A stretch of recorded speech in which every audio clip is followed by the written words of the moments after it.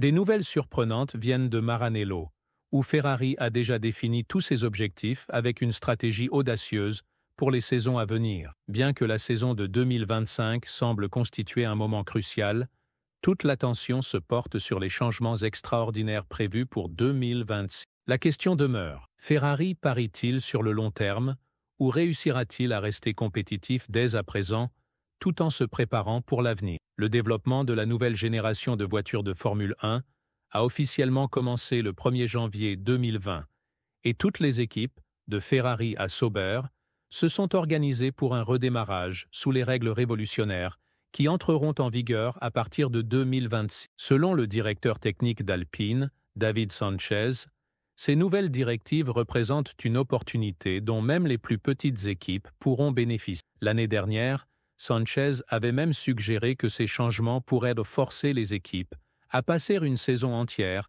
afin de repartir de zéro avec leurs projets. Ainsi, les équipes répartissent leurs efforts entre deux grands projets, la voiture de 2025 et le Challenger de 2026. Le plus grand défi est d'allouer les ressources sans perdre en compétitivité.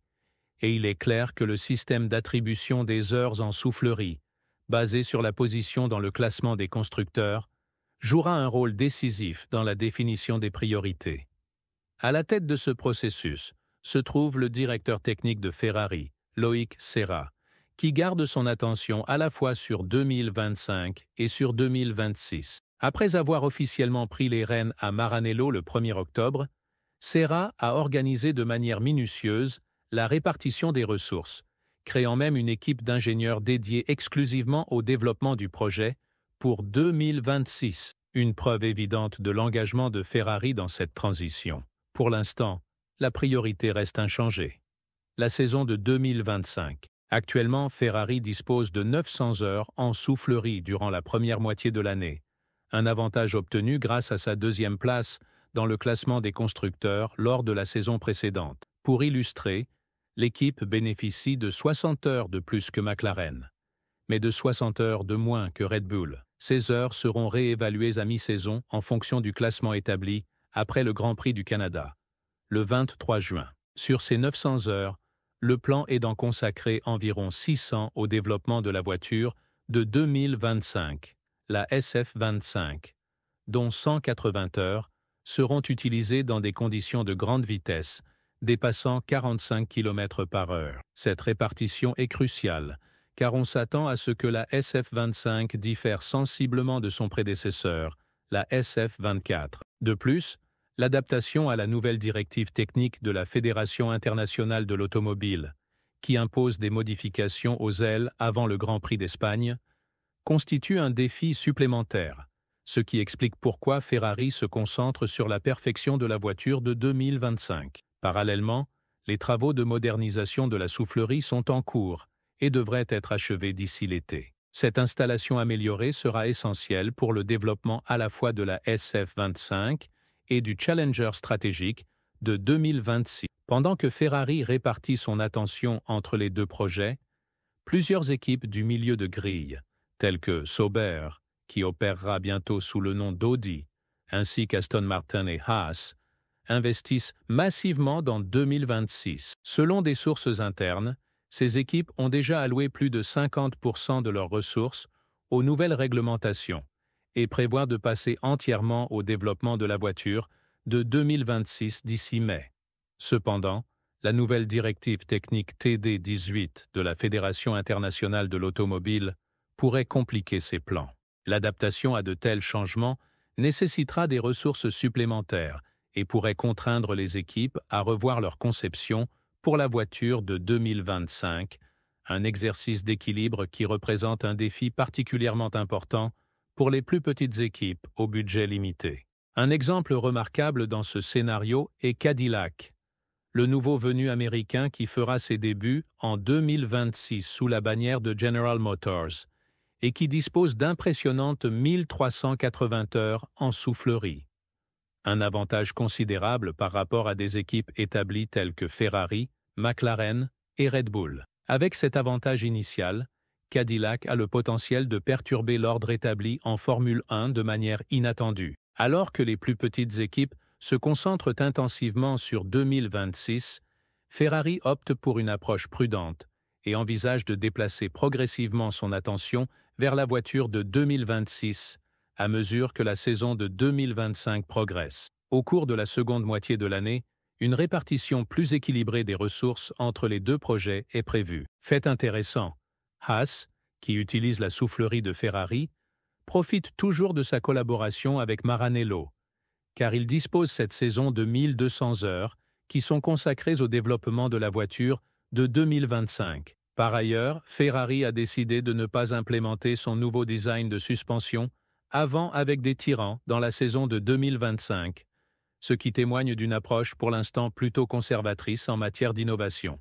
La discussion continue autour des règlements de la Fédération internationale de l'automobile a suscité des critiques dans divers milieux. Certains affirment que l'accent mis sur les directives techniques et les sanctions éclipse des questions plus urgentes, comme le calendrier de courses en expansion, qui pourrait comprendre jusqu'à 26 courses. Tant les pilotes que les équipes subissent une pression physique et mentale énorme, ce qui influence même la stratégie de développement de Ferrari, l'équipe devant concilier la nécessité de rester compétitive en 2025 avec l'objectif à long terme de dominer sous les règlements de 2026. Il est clair qu'il s'agit d'une situation extrêmement délicate, dans laquelle la moindre erreur peut entraîner des conséquences significatives. Au cœur de toutes ces analyses techniques, une nouvelle a ravi les fans de Ferrari.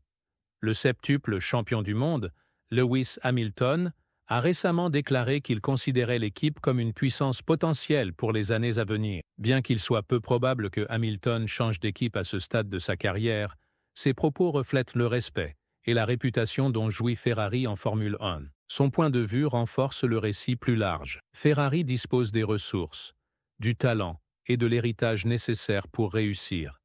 Mais la question demeure de savoir si l'équipe sera capable d'exploiter ses atouts pour surmonter les défis à venir. Hamilton manifeste un enthousiasme sincère à être chez Ferrari et, qu'il soit ou non le principal favori pour le championnat du monde, il est essentiel qu'il remporte des victoires importantes. Imaginez remporter une victoire en conduisant pour des équipes telles que McLaren, Mercedes et Ferrari.